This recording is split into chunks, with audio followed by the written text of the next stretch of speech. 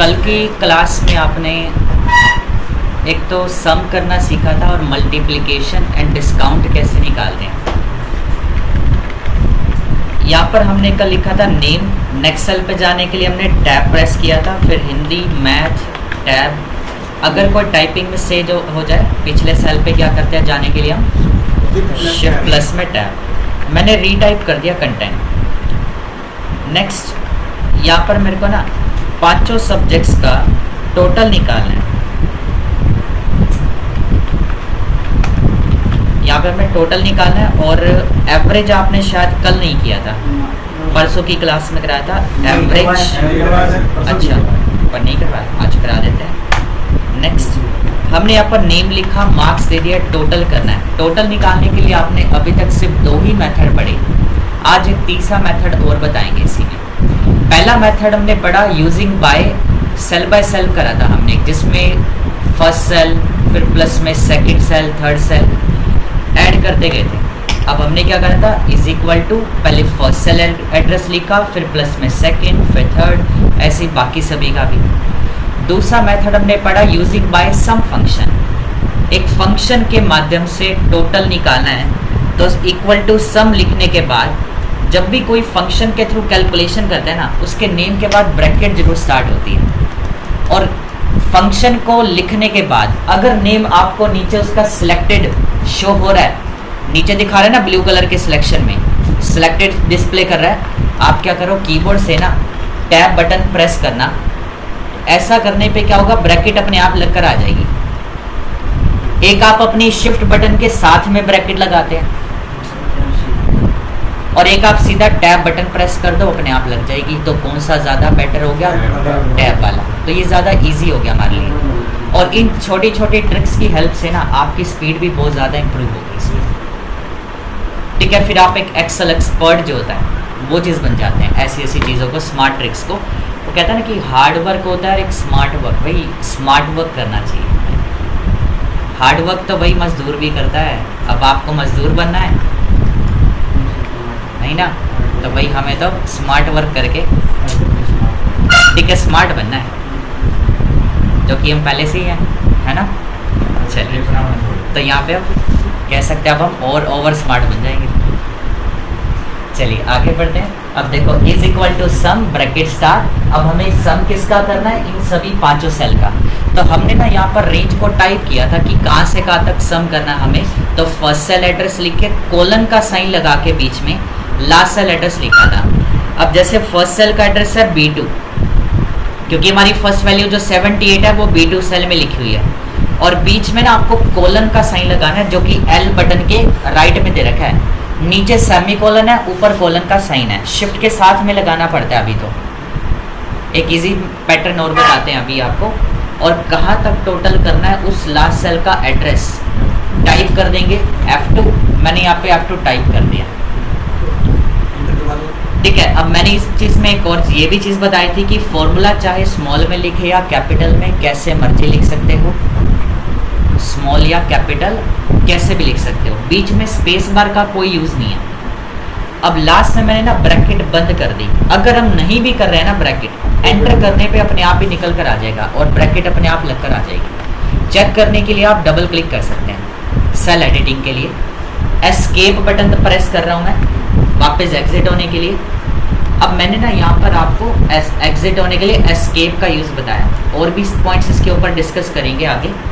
Next हमें average निकालनी है। तो एवरेज निकालने के लिए एक तो होता है बिल्कुल सिंपल स्टेप, जैसे आप एक कैलकुलेटर में भी करते हैं कि जैसे अगर किसी के नंबर आ गए 333, यहाँ पे हमने 333 नंबर लिख दिए।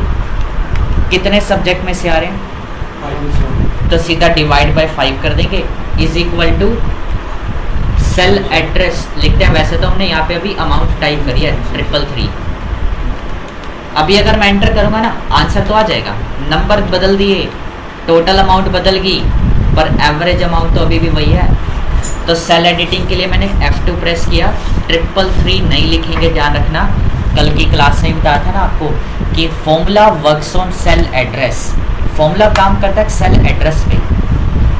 आपने वैल्यू पिक नहीं करनी, कोई भी कैलकुलेशन कर रहे हो किसी भी अमाउंट के ऊपर, आपने अमाउंट को नहीं उठाना, अमाउंट जिस सेल में लिखी हुई है ना उसका एड्रेस टाइप कर देना बस उसकी जगह। हमने अब 376 नहीं लिखना, 376 नहीं लिखेंगे, सेल का एड्रेस टाइप करेंगे is equal to cell address of total marks by में total number of subjects. Enter करते ही एवरेज निकल कर आ जाएगी, ऐसा ही निकाल देना मैथ्स के अकॉर्डिंग। तो दूसरा तरीका, एक यूजिंग बाय फंक्शन कैलकुलेट करनी हो एवरेज। जैसे आपने सम लिखा था ना, सम की बजाय बस आप यहाँ पे एवरेज लिख देना। और देखो एवरेज टाइप कर रहे हैं हम, क्या एवरेज अभी सिलेक्टेड है? नहीं है ना, अभी आर लगाया मैंने, अब सिलेक्टेड दिखा रहा है नीचे ब्लू कलर में। अब आप अपने कीबोर्ड से टैब बटन प्रेस कर देना, प्रेस करते ही एवरेज आ गया। और किसकी एवरेज निकालनी है? पांचों सब्जेक्ट सेल्स की। अब आप ये मत लिखो उसके अंदर कि G2 बाय में 5, वो तो फिर डायरेक्ट तब भी आ रहा था, फिर एवरेज की क्या नीड हमें? अगर यहाँ पे टोटल का कॉलम ही ना होता तब क्या करते? G2 बाय 5 तो तब तो कर ही नहीं सकते थे, मैंने इसको हटा दिया। अगर आप फंक्शन के थ्रू कैलकुलेशन कर रहे हो ना तो आप फिर G2 बाय 5 मत करो। ऐसे में आप रेंज को सिलेक्ट कर लो, फर्स्ट सेल एड्रेस कॉलन में लास्ट, यानी B2 कोलन F2। तो यहाँ पर मैंने B2 कोलन में F2 टाइप किया, ब्रैकेट क्लोज, एंटर। यहाँ पर देखो हर एक फंक्शन का एक अलग पर्पस, अलग यूज़। अगर हमने सम लिखा है ना तो वैल्यूज़ को आपस में जोड़ के दे देगा, एडिशन करके देगा, और एवरेज लिखने पर एवरेज निकल कर आ जाएगी। और अगर हमें ये चीज़ निकाल के देखनी हो, इन सभी सब्जेक्ट अमाउंट में से सबसे बड़ी वैल्यू कौन सी है? सबसे बड़ी वैल्यू कौन सी है मार्क्स में? 99 है, इक्वल टू। अब क्वेश्चन में आ जाए, कभी भी आपको क्वेश्चन में ये कहते हैं ना असाइनमेंट में, फाइंड द मैक्सिमम। क्वेश्चन में क्या लिखा था? फाइंड द मैक्सिमम, या फिर कहता है फाइंड द लार्जेस्ट वैल्यू, या find the highest value. Question में कभी भी आ जाए फाइंड द लार्जेस्ट और हाईएस्ट या maximum amount in a set of given range, तो यहाँ पर is equal to MAX max, एक ऐसा फंक्शन जिसका यूज हम किसी भी गिवन रेंज में से ना वैल्यू फाइंड आउट करने के लिए निकालते हैं। कोई भी एक सबसे बड़ी वैल्यू फाइंड करनी है। अब इसमें से सबसे बड़ी अमाउंट कौन सी है अपने आप चेक करके बताएगा। ये तो चलो 5 सेल है, अगर आपके पास हज़ारों सेल्स हो तब तो आप मैनुअली नहीं टाइप कर सकते ना, और एक्सेल का यूज़ कर रहे हैं तो मैनुअली वर्क नहीं होगा, सब कुछ एक कैलकुलेशन के थ्रू, एक फॉर्मूला सेल के थ्रू, फॉर्मूलाज के थ्रू होता है, या किसी फंक्शन के थ्रू। आप डायरेक्ट अमाउंट टाइप नहीं कर सकते 99। अब किसकी चेक करनी है? और देखो जब आप किसी फंक्शन के थ्रू कैलकुलेशन भी कर रहे हैं ना, डेफिनेशन भी आ रही है नीचे कि ये फंक्शन का यूज़ क्या है, क्या काम करता है। कह रहा है कि return the largest value in a set of range. तो गिवन रेंज में से हमें चेक करके बताएगा यहाँ पर कि सबसे बड़ी अमाउंट कौन सी है। और अभी तक हम हर बार रेंज को ना टाइप करते हुए आ रहे थे कि B2 कोलन F2 या जो भी रेंज है वटएवर। अब एक और दूसरा तरीका, जब भी किसी रेंज को आपने फिल करना हो ना कैलकुलेशन के टाइम पे, आप टाइप करने की बजाय उसको माउस की हेल्प से सेलेक्ट कर लेना। अब मैंने यहाँ पे सिलेक्शन कर ली, कहाँ से कहाँ तक? फर्स्ट सेल पे क्लिक दबा के सीधा सिलेक्ट कर लिया मैंने लास्ट वाला। देखो मैं फिर से सिलेक्शन करके दिखा रहा हूँ। सबसे पहले आपने यहाँ पे टाइप किया इक्वल टू मैक्स, नीचे नेम सिलेक्टेड डिस्प्ले कर रहा है, ब्रैकेट के लिए हमने टैब बटन दबाया था, और उसके बाद माउस को फर्स्ट सेल पे ले जाकर क्लिक होल्ड करेंगे और माउस को मूव करेंगे। ध्यान रखना टोटल या एवरेज को मत ऐड कर लेना, गलत हो जाएगा आपका फॉर्मूला। कई बच्चे ऐड करके आ जाते हैं। अब मैंने एंटर प्रेस किया, हाईएस्ट वैल्यू रिटर्न कर दी। और अगर किसी बच्चे के नंबर हम 100 कर देते हैं तो ऑटोमेटिकली वहाँ पर भी 100 होगा। इसी का एक सिमिलर पॉइंट मिनिमम, इनको बोलते हैं मैक्सिमम और मिनिमम है। फंक्शन जब आप अप्लाई करोगे कैलकुलेशन के समय पर तो आपने टाइप इसको मिन ही करना है, मिनिमम पूरा नहीं लिख सकते फंक्शन। तो यहाँ पे दिखा भी मिन ही रहा है, और इसमें आ रहा है हाईएस्ट की जगह बस स्मॉलेस्ट लिखा आ गया, रिटर्न द स्मॉलेस्ट नंबर। तो अगर आपको असाइनमेंट में लिखा हुआ कभी भी दे जाए ना कि फाइंड द स्मॉलेस्ट नंबर या लोएस्ट या फाइंड द मिनिमम, तो इन सभी कीवर्ड में से कोई भी वर्ड अगर लिखा हुआ आता है तो आपको मिन फंक्शन का यूज़ करना है। और रेंज को अगेन सेलेक्ट किया फर्स्ट एंड लास्ट और एंटर की प्रेस कर दिया, आंसर प्रिंट हो गया यहाँ पर। नेक्स्ट हमें लाइन के स्टार्टिंग पे जाना है। कल आपको पढ़ाया था मैंने, होम बटन प्रेस करके लाइन के स्टार्टिंग पे आगे हमने नेम लिखा, मार्क्स दे दिए, टोटल निकालना है, एवरेज भी निकालना है, मैक्सिमम मिनिमम भी, सभी का। एक दो एंट्री और कर लेता हूँ।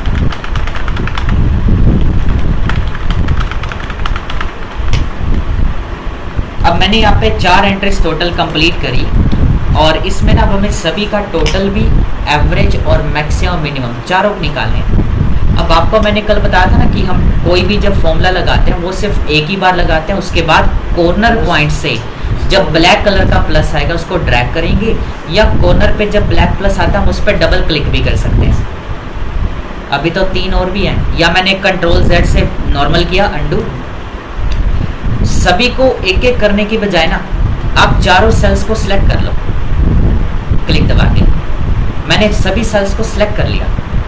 अब अगर मैं कॉर्नर पे पॉइंटर ले जाके जब ब्लैक प्लस शेप में आ जाएगा ना, डबल क्लिक कर दिया, सभी के सभी चारों के चारों सेल ड्रैग हो जाएंगे, ऑटो फिल हो गया डेटा सभी का। अगर आप एक एक करके करेंगे तो टाइम कंज्यूमिंग थोड़ी ज़्यादा रहती है, तो आप इस तरह से मल्टीपल सेल रेंज, पहले हमने क्या करा, सेलेक्ट किया फर्स्ट सेल पे माउस से जाके क्लिक दबा के, और फिर कॉर्नर पॉइंट से डबल क्लिक करके नीचे ड्रैग कर दिया। और ध्यान रखना जब भी आपको रिकॉर्ड बनाते हैं ना, इसके ऊपर आपको जो ये ग्रिड लाइन्स आपको लाइनें दिखाई दे रही है, ये प्रिंटिंग में नहीं आएंगी। और कैसे पता चलेगा प्रिंट में आएंगी या नहीं, आप अपने कीबोर्ड से ना एक कमांड प्रेस करना, कंट्रोल प्लस F2, यहाँ से मैं कंट्रोल के साथ F2 प्रेस करना। किस लिए यूज़ करते हैं, प्रिंट प्रीव्यू के लिए। किसी भी काम को करने के बाद उसका प्रीव्यू चेक करना हो कि हार्ड कॉपी पे, यानी जब हम इसको प्रिंट करेंगे तो प्रिंट करने के बाद पेपर पे वो कैसा दिखाई देगा। मैं इस पे ना क्लिक कर रहा हूँ लेफ्ट बटन से, देख रहा हूँ थोड़ा सा जूम हो गया, कहीं पे भी बॉर्डर नहीं आ रही। और बिना कहे एक्सेल में ना हमेशा हमें बॉर्डर जरूर देनी होती है। और गवर्नमेंट एग्जाम में एक चीज़ और ध्यान रखना कि अगर आप एक गवर्नमेंट जॉब की तैयारी कर रहे हैं, ठीक है, तब तो आपके लिए ये कंपलसरी है। पर्सनल वर्क के लिए तो चलो फिर भी चल जाएगा, एग्ज़ाम तो दे नहीं रहे आप कोई। पर ध्यान रखना अगर आप किसी एग्ज़ाम की प्रिपरेशन कर रहे हैं ना, वो भी गवर्नमेंट एग्ज़ाम की, तो इसमें बॉर्डर अगर आपने नहीं दी ना तो आपको 0 नंबर मिल जाते हैं, एक बड़ा सर्कल।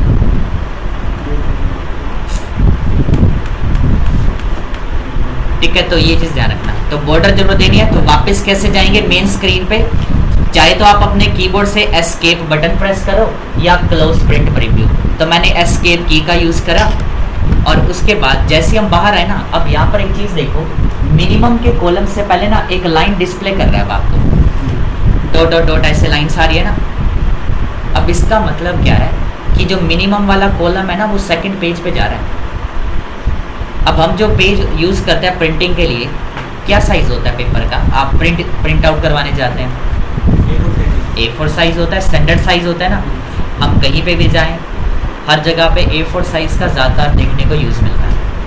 अब यहाँ पे अगर आप काफ़ी ज़्यादा काम कर देंगे पेज से ज़्यादा, तो पेज पे आएगा ही नहीं। अब विड्थ तो लिमिटेड सही है, 8.268 इंच की होती है विड्थ। तो यहाँ पर हमें इसकी जो विड्थ है ना, हमें बाकी कॉलम्स की कम करनी पड़ेगी थोड़ी थोड़ी। जैसे यहाँ पे अभी मिनिमम का कॉलम नेक्स्ट पेज पे जा रहा है, अगर काम करते करते अगर डेटा टेबल के बीच में अगर ये ऐसी लाइन आ रही है ना, तो इट मीन्स आपका डेटा सेकंड पेज पे मूव हो रहा है, सेकंड पेज पे प्रिंट होकर आएगा। अब हमें तो एक ही पे लेके आना है, तो वो कैसे करेंगे, या तो आप सभी कॉलम्स की विड्थ को थोड़ा सा कम कर दो। कैसे कम करेंगे, यहाँ पर जिस भी कॉलम की विड्थ आपको कम या ज़्यादा करनी है ना, उस कॉलम नेम की जो राइट वाली बॉर्डर एज होती है, अब जैसे कॉलम नंबर C है, तो C के जो राइट में ये वाली बॉर्डर है ना, ये वाली इसकी एजिस है जो, इस पे माउस से जाते ही आप माउस की शेप देखना, प्लस शेप में 2 साइडेड एरो आ रहा है, लेफ्ट राइट एरो आ रहा है 2 साइडेड प्लस शेप में। आप इसको क्लिक दबा के रखो और थोड़ा सा लेफ्ट में ले जाओ। ऐसे ही बाकी कॉलम्स में भी थोड़ा सा लेफ्ट लेके जाएंगे। कॉलम्स की विड्थ देखो आ गया मिनिमम, लाइन से इधर आ गया, लेफ्ट में आ गया। तो यानी कि अब ये सारा ही काम आपका एक ही पेज पे आएगा और आप control plus F2 print preview command करके चेक भी कर सकते हैं। पर बॉर्डर तो अभी भी नहीं है, बॉर्डर तो हमें देनी है, हमने बॉर्डर तो दी नहीं, तो एस्केप दबाया। अब बॉर्डर देने के लिए ना एक चीज़ का ध्यान रखना, पहले आपको टेबल को सिलेक्ट करना पड़ेगा कि बॉर्डर जिस भी चीज़ को आप दे रहे हो कहाँ से कहाँ तक देनी है। आप टेबल डेटा में ना किसी भी सेल पे क्लिक करके कंट्रोल A प्रेस कर देना, कंट्रोल प्लस A। अगर आपने क्या करा कि अपनी वर्कशीट पे ना बॉर्डर देने के लिए टेबल डेटा को अगर टेबल के बाहर क्लिक किया ना आपने और कंट्रोल A प्रेस करोगे तो देखो पूरी वर्कशीट सिलेक्ट हो जाएगी। हमें बॉर्डर किस पे देनी है? डेटा सेल्स पे ओनली, ठीक है, जहाँ से जहाँ तक हमने काम किया। तो टेबल डेटा में क्लिक करके कंट्रोल A करना, फिर आप नहीं तो पॉइंट आपका गलत हो जाएगा। आपको जो असाइनमेंट मिलेंगे उसके अंदर आपने ये चीज़ें ध्यान रखनी है, बिना बॉर्डर के कोई भी टेबल ना हो।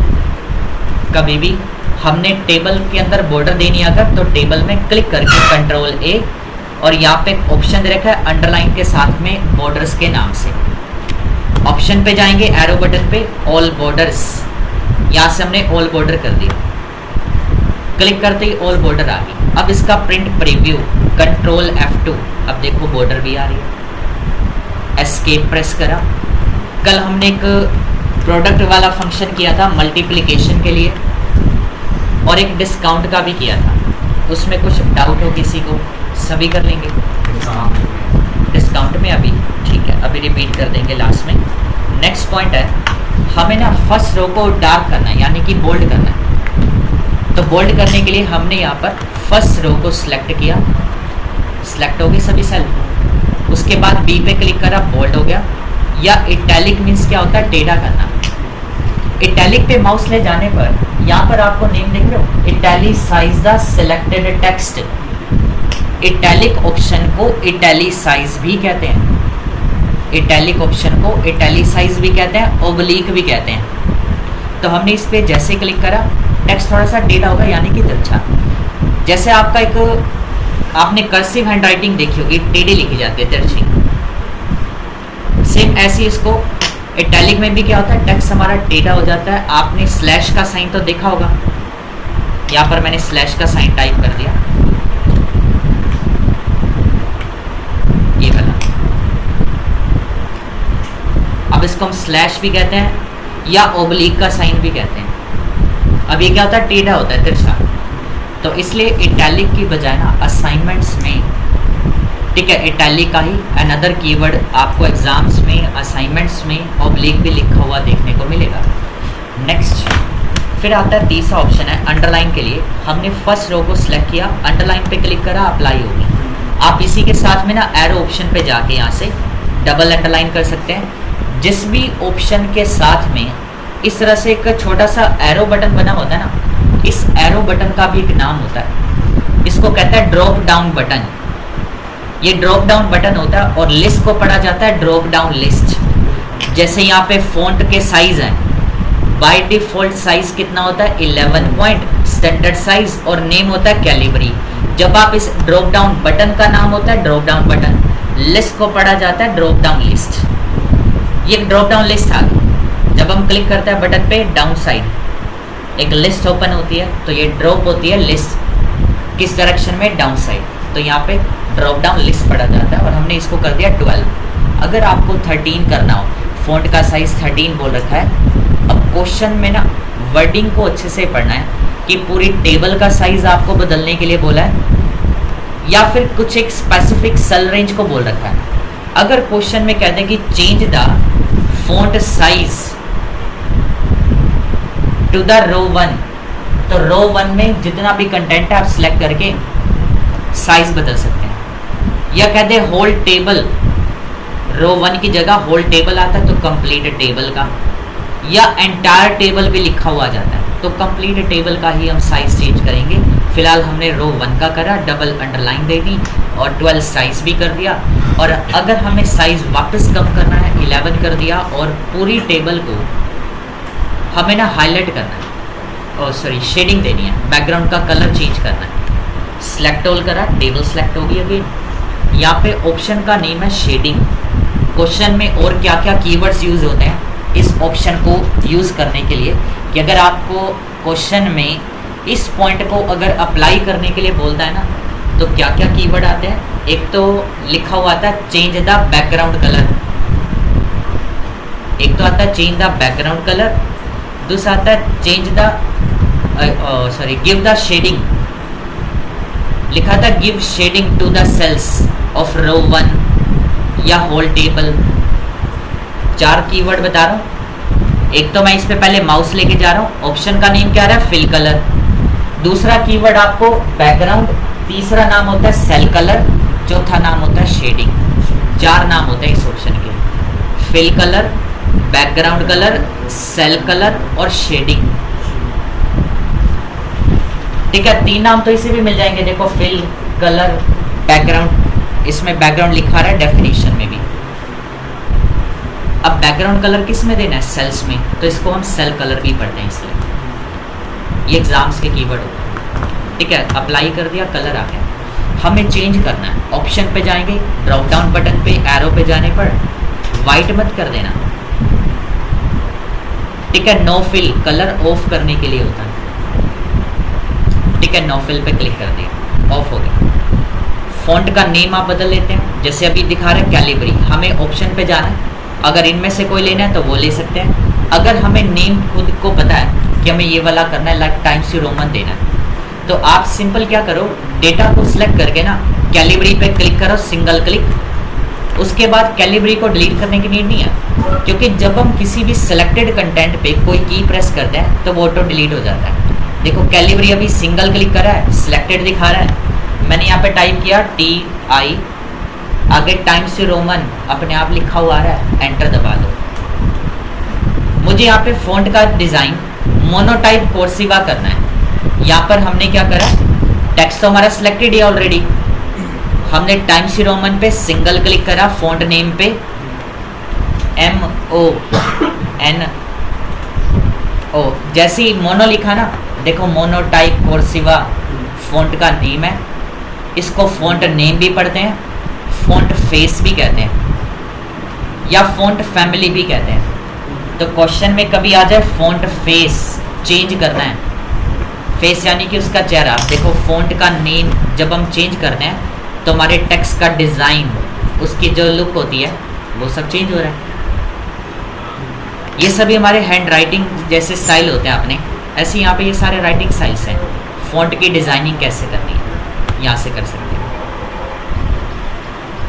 ऑल बॉर्डर हो गया, शेडिंग हो गया, और इसके साथ में एक ऑप्शन और भी है, change the text colour of your font. Change the text colour आ जाए या फॉन्ट कलर कह दे, ऑप्शन का नेम टेक्स्ट कलर और फॉन्ट कलर दोनों ही होता है। मैंने आइकन पे क्लिक किया, रेड कलर सिलेक्टेड है तो रेड हो गया।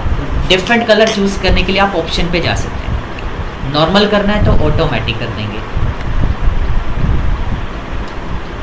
नेक्स्ट, मैंने यहाँ पे फॉन्ट नेम वापस नॉर्मल कर दिया, कैलिबरी नॉर्मल हो गया। प्रिंट प्रीव्यू देखना है, लीजिए Ctrl+F2, एस्केप की प्रेस किया, वापस रिटर्न आ गए। कलर अगर देंगे बिल्कुल आएगा, प्रिंट में भी आएगा।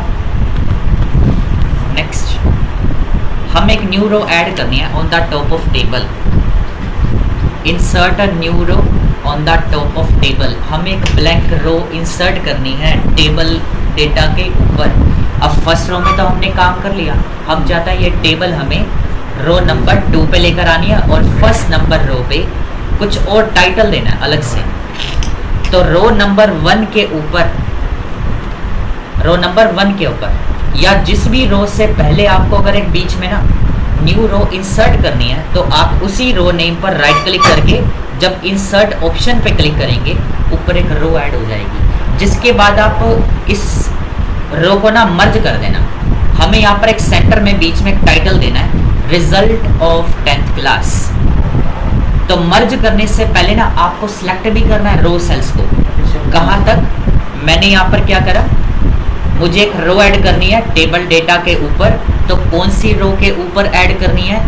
जिस भी रो से पहले, रो हमेशा अबव होती है, ध्यान रखना। अगर मैं कहूँ नेम से नीचे चाहिए या रमन वाली रो के नीचे एक नई रो लेनी है, तो अगर आप रमन वाली रो नेम पर, अब रो का नंबर क्या है? 3 है, तो 3 के ऊपर राइट क्लिक करेंगे।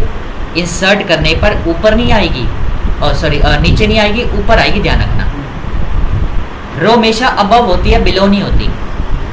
ऐसे यहाँ पर मैंने अंडू करा, हमें टेबल के ऊपर चाहिए, तो रो नंबर 1 पे राइट क्लिक करा, ऑप्शन आएगा इंसर्ट, क्लिक कर दिया, रो ऐड होगी। जिसके बाद हम सेलेक्ट करेंगे उन सभी सेल्स को, कहाँ से कहाँ तक करना है? फर्स्ट सेल से लेकर लास्ट वाली हेडिंग सेल तक सिलेक्ट करेंगे सिर्फ। और इन सभी को ना हम आपस में अब मर्ज कर देंगे, यानी कि आपस में कंबाइन कर देंगे। Merge the selected cells into one cell. Multiple cells को आपस में कंबाइंड करने के लिए, एक सिंगल सेल में कन्वर्ट करने के लिए हम सबसे पहले उन सभी मल्टीपल रेंज को सिलेक्ट करेंगे। देन यहाँ पे ऑप्शन दे रखा है मर्ज एंड सेंटर के नाम से, क्लिक कर दिया मर्ज ऑप्शन पे। जैसे ही क्लिक करा मर्ज हो गए। अब ये पूरा एक कंबाइंड सेल हो गया। अब मैंने इसमें टाइटल भी लिख दिया, result of 10th class, bold भी कर दिया। मैंने यहाँ पे कुछ एक रेंज सेलेक्ट करी। ऑल बॉर्डर का ऑप्शन अभी हमने कुछ देर पहले सेलेक्ट किया था ना ऊपर वाली टेबल पे, तो यहाँ पर देखो इसके आइकन में ना ऑल बॉर्डर का फीचर सिलेक्टेड शो रहा है। सीधा आप आइकन पे क्लिक कर दो, लिस्ट पे दोबारा जाने की नीड नहीं पड़ेगी।